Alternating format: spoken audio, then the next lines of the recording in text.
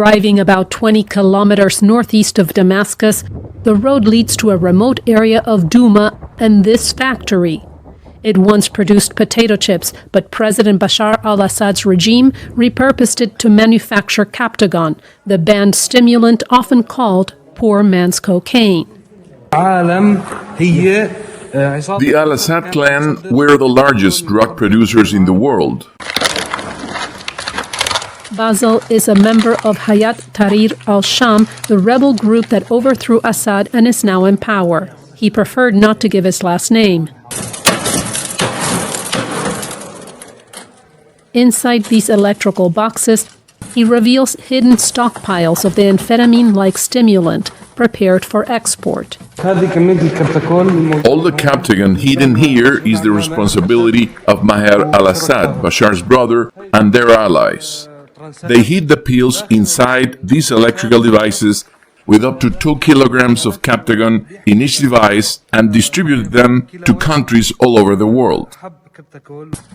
Experts say the Captagon trade became a critical financial lifeline for the Assad regime, helping mitigate the impact of international sanctions.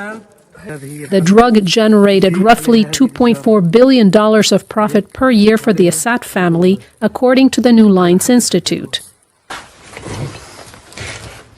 At the factory, tools and chemicals used to produce Captagon are still visible.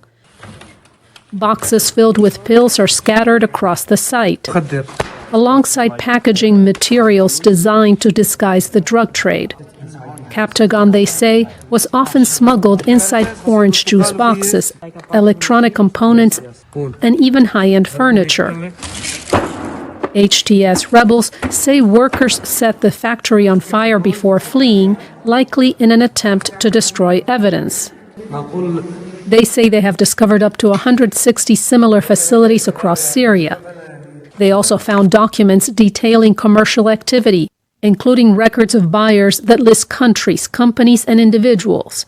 In 2023, the British government estimated that 80% of the world's supply of Captagon came from Syria. Now, HTS rebels claim it is time to end drug production in the country. They say that selling drugs to fund their operations does not align with their values.